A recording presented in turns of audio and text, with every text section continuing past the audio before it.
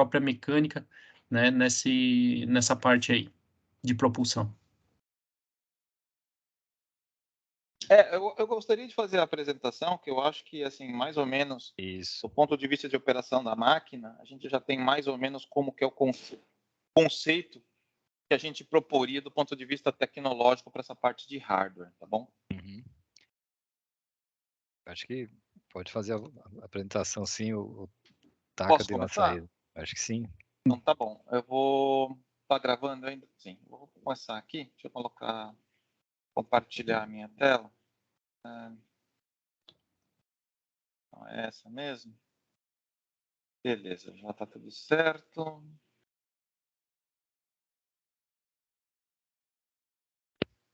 Ok, primeiro deixa eu me apresentar. Eu acho que eu não tem alguns de vocês que eu ainda não conversei. Meu nome é Daniel Amaral. Eu trabalho aqui na SEG Automotive, né? Eu vou dar uma pequena introdução sobre a companhia, que ela é relativamente nova. Alguns não devem ter ouvido falar ainda da companhia. E eu sou responsável pelo portfólio de produtos e também promoção de produtos de eletrificação, né? Eu sou engenheiro mecânico por formação e durante toda a minha carreira trabalhei com desenvolvimento de produto e desenvolvimento das plataformas, né? Que é o desenho da máquina elétrica e tudo isso. Tendo aí na minha carreira aí que está chegando aos 25 anos, 8 anos foram assim no exterior, né? Justamente por essa acesso a esse tipo de coisa. Então que depender de dúvidas sobre a questão mais técnica do produto, fiquem à vontade de fazer as perguntas. Eu estou aí qualificado para responder, tá bom? Então vamos lá. A SEG, o nome dela, assim, partiu, né? Que os produtos que nós nos comprometemos a fabricar, o core business nosso vem dos produtos que nós chamamos assim de legacy, que são os antigos, que são os motores de partida, os geradores, e o centro da nossa estratégia hoje são produtos de eletrificação, né? E a SEG foi pioneira aí na introdução no mercado automotivo dos produtos em 48 volts para uso em veículos de passeio, tá? Então, a gente tem um footprint mundial aí, temos unidades na América do Norte, temos aqui em Itupeva a nossa planta aqui no Brasil, temos várias unidades na Europa, na África do Sul, na Índia e na China, né? Hoje a China representa grande parte da nossa operação, sendo que os controladores acionários da SEG hoje são da China. Então, aqui está mais ou menos como a gente está distribuído, né? A gente é uma empresa, em sua maioria, europeia. Já a parte chinesa dela vem crescendo muito rápido. E aqui na América, a gente representa mais ou menos 20% da companhia. É uma empresa mediana, tem um faturamento de 1,42 bilhões de euros. E o nosso intuito é o seguinte: a gente sempre trabalha por inovação, como eu falei para vocês, somos os pioneiros aí na parte de eletrificação ou hibridização leve, né, que chamam de mild hybrid, em 48 volts. Nos últimos 10 anos, nessa parte de eletrificação, seja de eletrificação das mais simples, as intermediárias, já colocamos aí cerca de 300 milhões de produtos no campo. Em sua maioria foram os motores e os controladores para start-stop, né? Também temos aí esse footprint global, como eu expliquei para você, e também temos aí liderando nessa parte desse segmento de produto, nós temos aí a liderança do mercado em start-stop e produtos de hibridização leve. Ok? Então, esse aqui é mais ou menos que é os produtos que a gente nasceu, e desde que nasceu, nós nascemos como divisão lá atrás, em 2013, não, 1913, que iniciou com os primeiros geradores que funcionavam basicamente para iluminação, daí surgiram os primeiros motores de partida, surgiu o primeiro starter generator lá em 33, e isso tudo veio evoluindo no portfólio, até que aqui em 2017 vem o assunto que nos interessa, que foi o primeiro produto em 48 volts, foi para o mercado, que é o BRM. Essa máquina aqui é a que o pessoal da célula de hidrogênio está utilizando. Tá? A ideia agora para o Baja já é utilizar, a gente está em discussão dos produtos em quais poderíamos utilizar. Temos um segmento aqui que o produto ele é mais simples, né? Ele é utilizado nos e-rickshaws, né? Que basicamente são veículos three-wheelers, são um tuk-tuk elétrico, basicamente, né? E também motocicletas.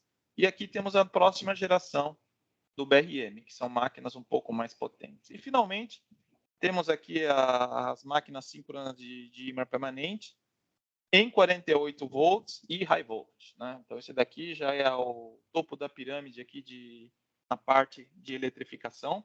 O foco que a gente vai estar discutindo como opções aqui de produtos, e no final eu vou fazer a recomendação do ponto de vista da SEG, seja do ponto de vista de disponibilidade e de capacidades do produto, vai estar entre aqui os electric motors e os BRMs da geração de segunda geração, tá bom?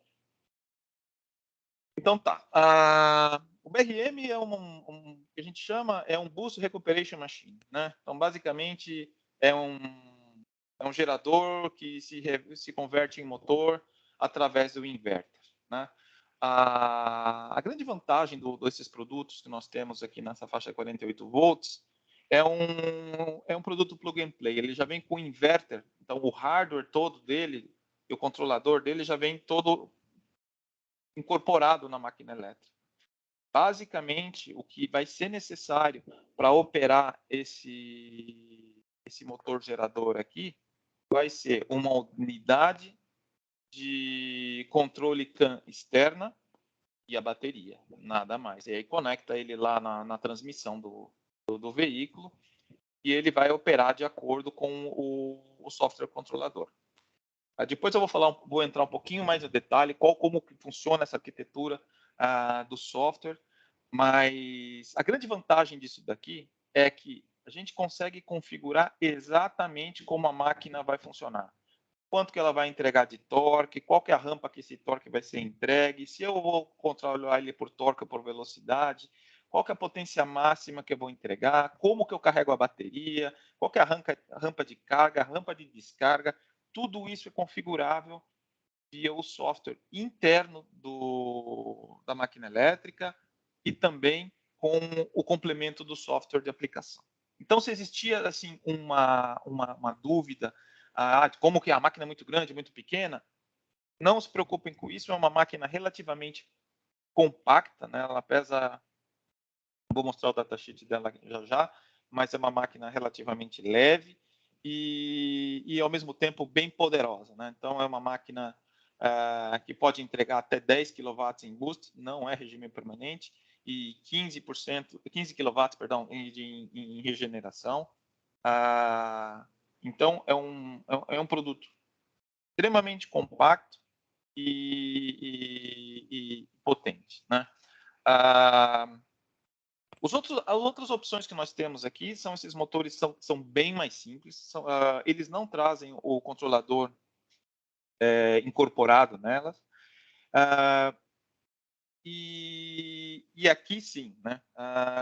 Como o controlador ele é mais burrão, aqui nesse tipo de equipamento, a gente já tem que selecionar a máquina por potência. Apesar de que essas máquinas aqui também, os controladores são com interface CAN. Então, a gente não consegue fazer muito no software interno da máquina, mas o software de controle, a aplicação de controle dos motores, sim, pode ser feita a configuração para limitar a a curva de torque, principalmente, né?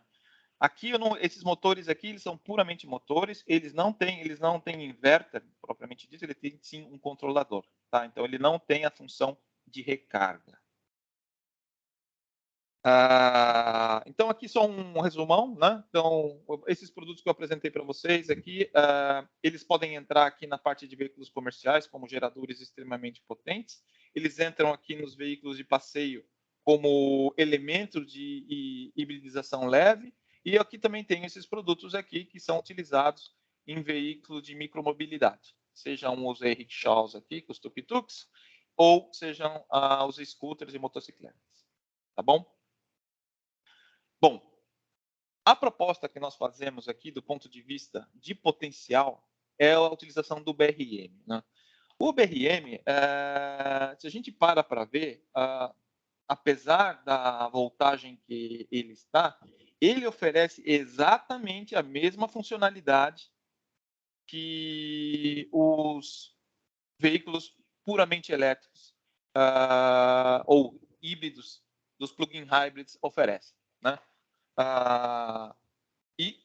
Então, ele oferece essas funções de start-stop, no caso, né, que não aplica aqui para a gente, porque isso aqui não vai ser utilizado junto com o motor a combustão, mas ele tem toda a função de coasting, que basicamente também é uma função que vai junto com o motor a combustão, mas tem toda a parte de recuperação, de boost e do e-drive. Basicamente, nas aplicações se fizer um veículo elétrico utilizando o BRM, são essas três funções aqui, esses três módulos funcionais do produto que vão ser utilizados, né? Então, o pessoal pode fazer, entre em freio motor, eles podem fazer uma regeneração de energia e recarregar a bateria. Então, isso é uma das coisas que é bem interessante, né? Dependendo de como os alunos configuram esses features e desenvolvem o software de como fazer essa recuperação, a vida de bateria dele vai ser extremamente aumentada ou reduzida, né?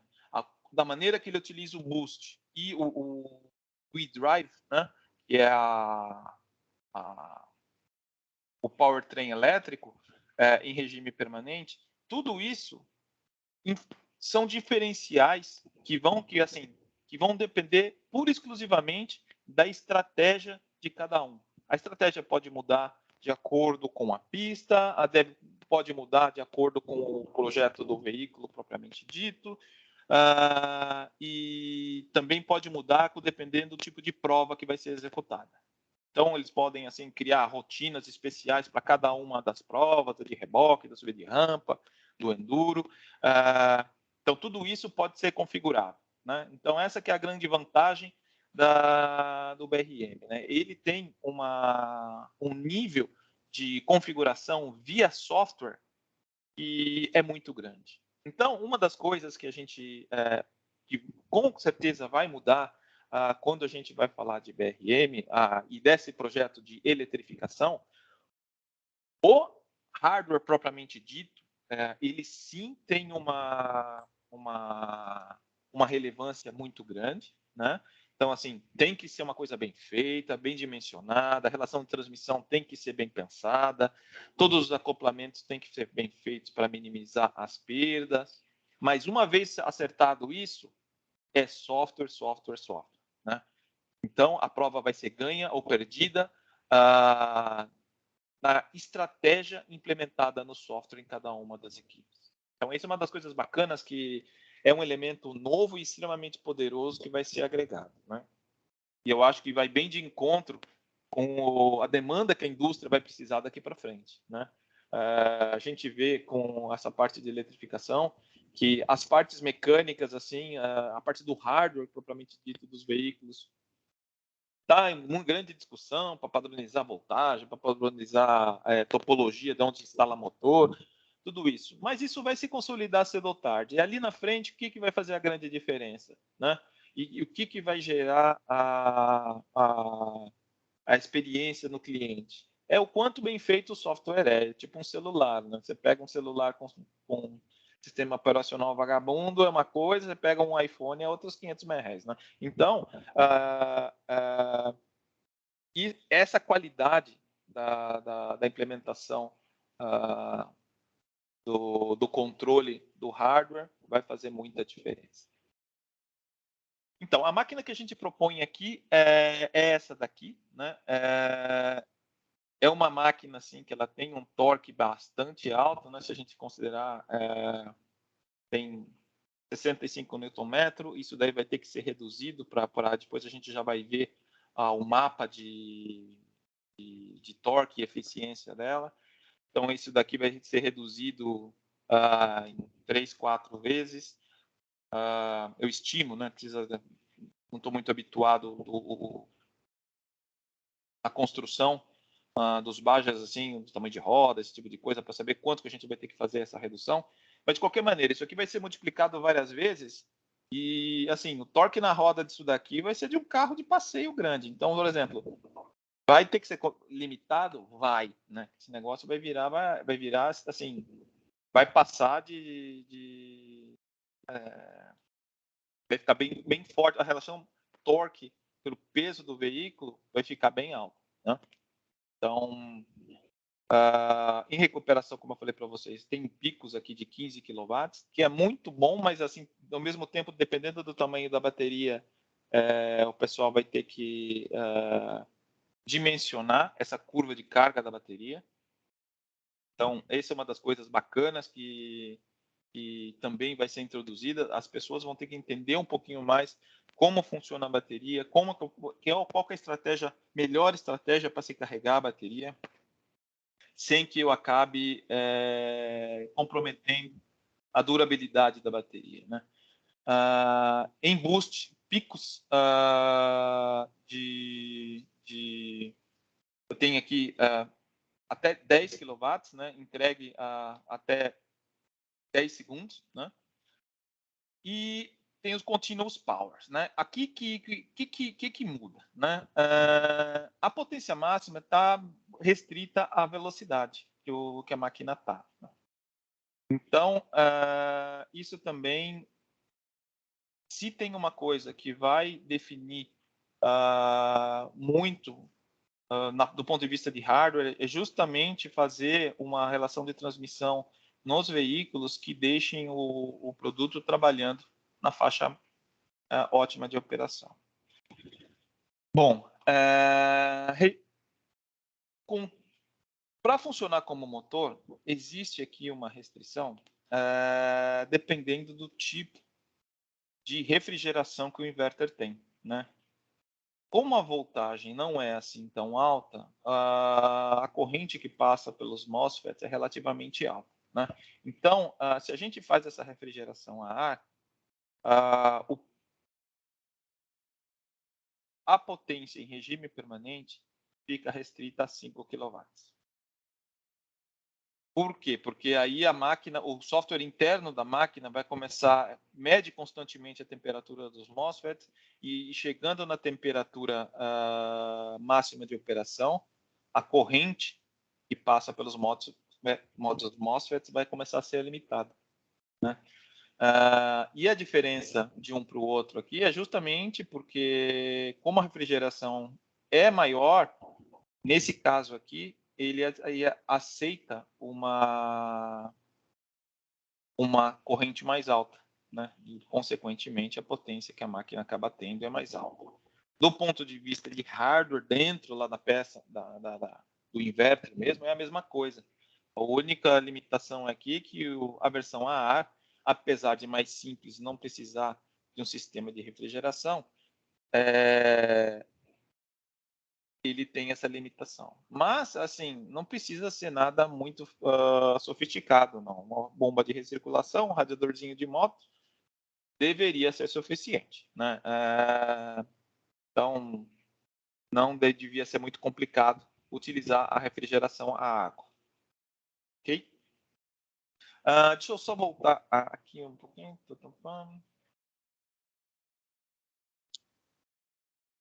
Beleza. Então, é isso daqui mesmo. Ok. Como que a máquina funciona, né? Quanto menor a minha velocidade, quanto mais próximo eu estou de bloqueio, né, menor é a eficiência da máquina, né? Isso aí, basicamente, toda máquina elétrica funciona mais ou menos da mesma maneira. Mas uma das coisas que também é muito importante no dimensionamento do veículo como tal é, assim, saber utilizar a faixa ótima de eficiência do BRE, né? Então, esses mapas aqui vão ser fornecidos para as equipes, né? E, de novo, né? Como eu opero a máquina pode ser gerido via software, assim, não tem que depender tanto do pé do piloto lá na hora. Ou, por exemplo, a equipe pode criar assim, recursos que avisem também o piloto se ele está em qual a faixa que ele está trabalhando lá. Não só ficar olhando o state of charge da bateria, mas também saber se ele está dirigindo o veículo na condição ótima que deveria ser dirigido, né? Dá para fazer um software mais invasor assim da pilotagem, dá para fazer um menos invasor da pilotagem. Isso daí, o céu é o limite, né? Mas esse que é a grande divertimento, né? Tá dado o software, tá dado todo o mapeamento de como isso daí funciona. Precisa também ter o software, as curvas de carga da bateria e para saber fazer a avaliação do state of charge. O inverter do BRM, ele já tem dentro dele os medidores de tensão e os shunts para controlar as correntes. Então, eu consigo extrair tudo isso daí de dentro do BRM. Algumas baterias mais avançadas têm uma interface CAN que também tem uma redundância nesse tipo de controle, tem também controle de temperatura da bateria. Mas aqui, se quiser usar uma bateria mais simples e fazer tudo isso utilizando os dados provenientes do inverter do BRM, também dá para fazer, tá? Bom, como é que funciona a arquitetura de software aqui? O sistema todo é estruturado em arquitetura AutoSAR, né? Então, para quem não está muito familiar com essa coisa de AutoSAR é basicamente uma linguagem universal que o mercado automotivo adotou para se estruturar e fazer toda a arquitetura de software, né? Então, assim, é possível fazer softwares modulares na indústria automotiva hoje, em grande parte, devido a esse consórcio AutoSAR, que definiu todas as regras de como isso deve ser feito. O BRM funciona como, né? Então, ele tem aqui um software básico, que já vem na máquina, que a gente chama de software genérico. Isso vai ser fornecido com as máquinas, com os BRMs, e também tem lá a parte da aplicação, né? O que essa parte da aplicação define, né? Como que o cliente final, no caso os estudantes, vão fazer o controle da máquina, né? Quais que são os features que vão ser acionados pelos estudantes.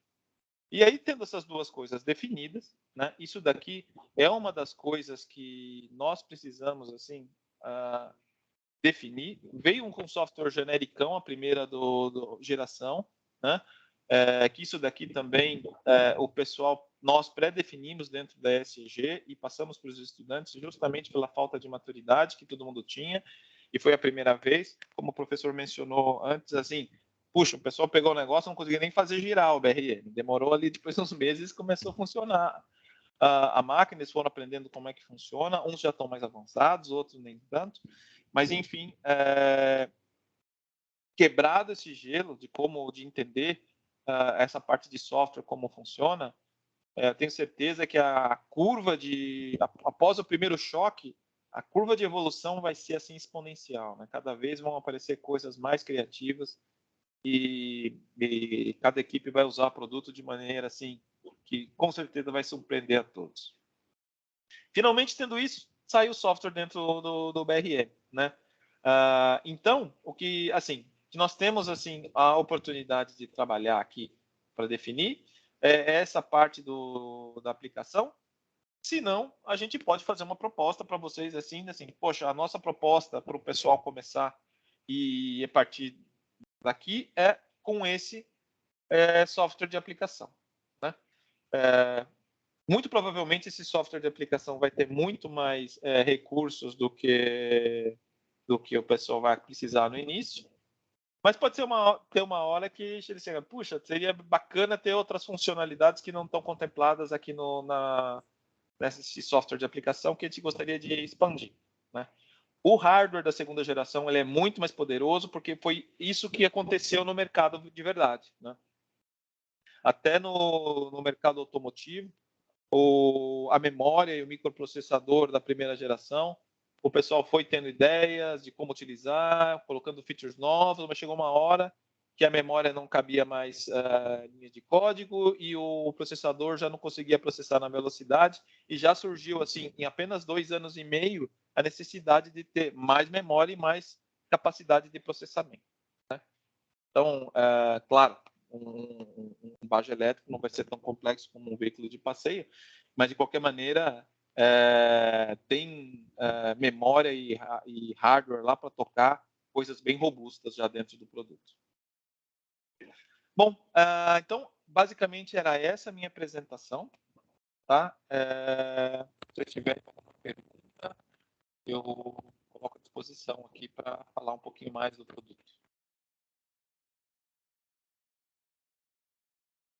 Durante a sua apresentação, alguém levantou a mão aí, se tinha uma pergunta. Paulo Sérgio. Paulo. Eu queria ver contigo, né? Você mostrou ali alguns motores, e eu adoro motor de veículo elétrico, né? O primeiro que você mostrou ali, né? Deixa eu ver aqui. Esse é a segunda geração, né? De 15 kW de geração e 10 kW boost. Esse é a segunda. Aqui, ó. Esse aqui, então, na verdade, ele tem. Se a gente optar pelo refrigerado a água, ele tem 8 kW em permanente. Uhum. E 10 Certo. 10 segundos. Quando a gente usa o duty cycle do Baja, eu já tive alguma experiência porque nós estamos olhando, você não chega aí, 8 kW é raro. É que assim, vai operar na maior parte do tempo entre 2,5, 3, sei lá. É pouco provável que a gente use toda essa capacidade. Se for usar a redução que o Baja já tem também, né? Então não vai ficar todo o tempo no pico. Né? Não, é pouco tempo.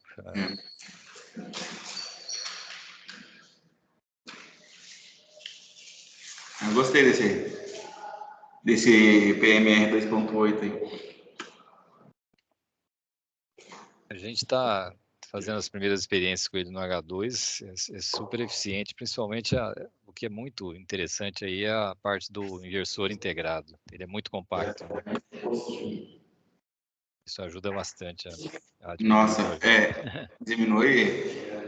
Você precisa só construir uma ECU ali, né, de controle bem mais simples, né? Sem se preocupar com o inversor. Isso.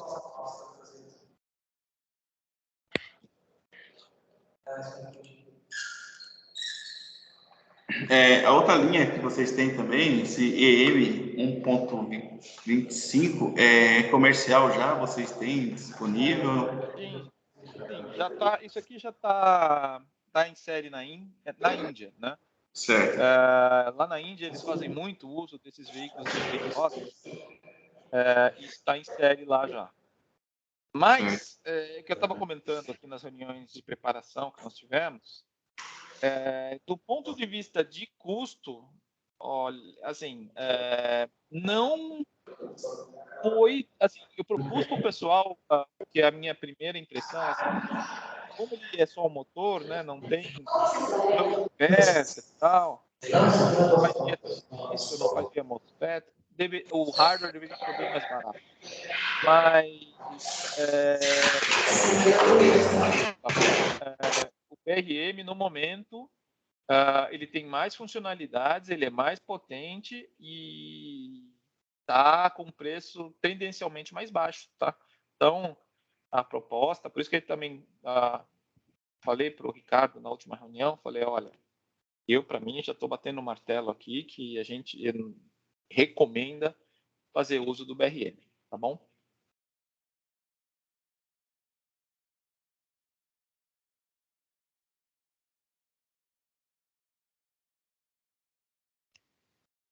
Nossa experiência é boa também. Essa foi uma atualização.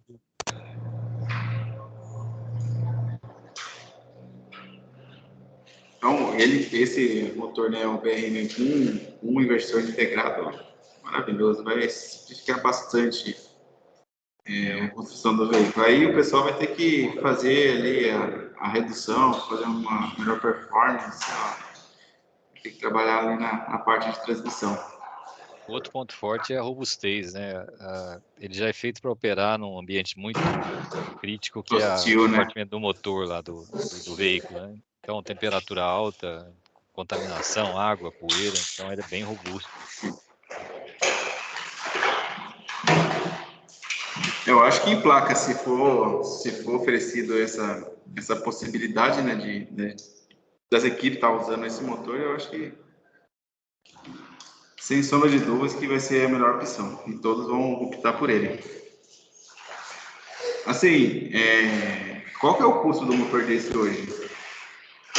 Uma especulação, sim. Quando a gente pede, o único problema aqui que a gente tem, depende a gente vai pedir isso conforme a amostra, né? E como ele tem que ter um software aí genérico dentro, as amostras que foram fornecidas aqui, que a gente doou, ela chegou para a gente num custo de 550 euros custou para a ECG essas peças, né?